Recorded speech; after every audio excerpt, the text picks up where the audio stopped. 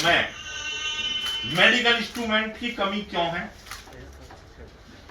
अगर वो है तो उसकी पूर्ति क्यों नहीं हो रही है?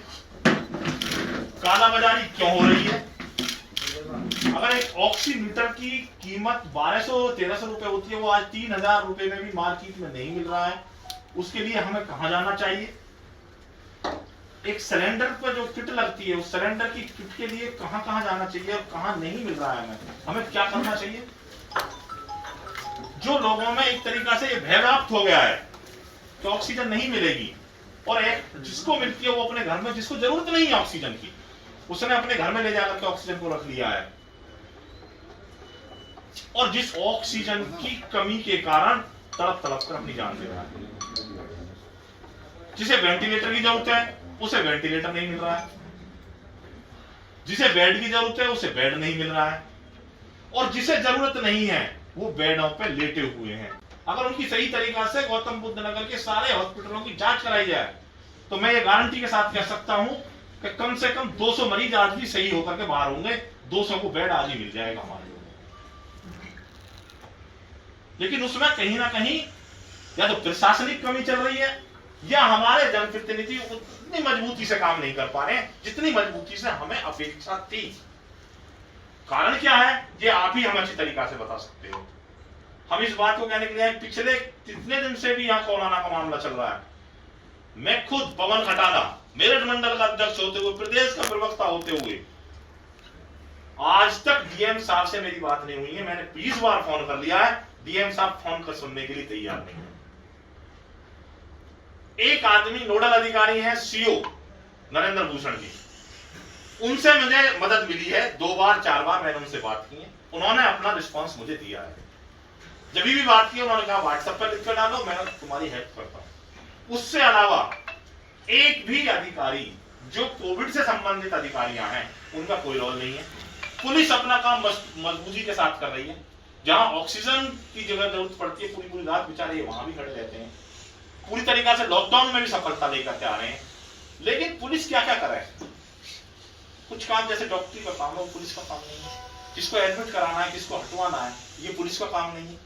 ये पुलिस नहीं कर सकती तुम इसे हटा दो, इसे लगा दो, इसको इस पर जो वेंटिलेटर है वेंटिलेटर की जरूरत नहीं है, तो इसको कौन देख सकता है? और आपसे हमें एक ज्यादा ये उम्मीद थी कि आप पेशे से डॉक्टर भी हैं। वायु आ रही है, वायु आ रही है। Remove curtain, remove curtain. अभी आया।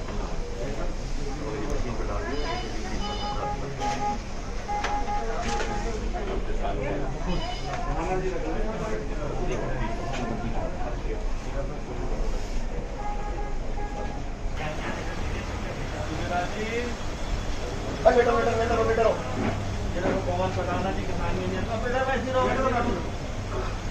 रात को इन्होंने 12 बजे मेरा काम फिर अमेरिका वाला इंजेक्शन जो रात को 1 बजे ठीक है चलो चलो आराम हो जाएगा। बहुत जल्दी स्वस्थ होकर के अपना 15 मिनट के लिए ऑक्सीजन दो।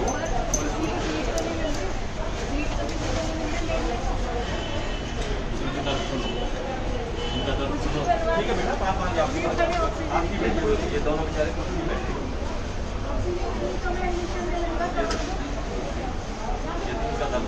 आए हैं कराने के लिए, कह रहे हैं अभी कराएंगे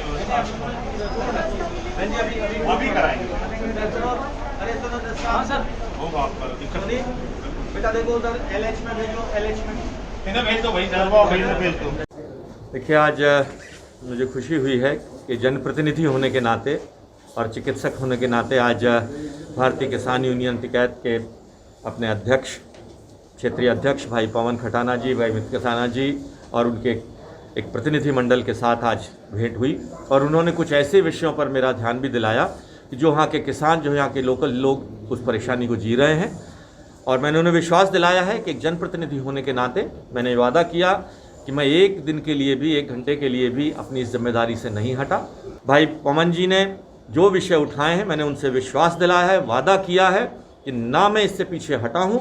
और एक व्यक्ति अगर कोई ला दे जिससे वो मिलने आया और मुझसे मैं इससे ना मिला हूँ, मैं जेवर भी गया हूँ, खुर्जा भी गया हूँ, सिकंदराबाद भी गया हूँ, दादरी भी गया हूँ। इन पूरे क्षेत्र के अंदर लगातार पिछले 12 महीने से मैं लगातार अपना प्रतिनिधित्व की जिम्मेदारी लेकर आ रहा हूँ। कालाबाजारी पे क्या कहेंगे? कालाबाजारी का जो विषय उठा है, ये लोग मानवता के दुश्मन हैं, ये हम ही के लोग हैं, कहीं बाहर के लोग नहीं हैं।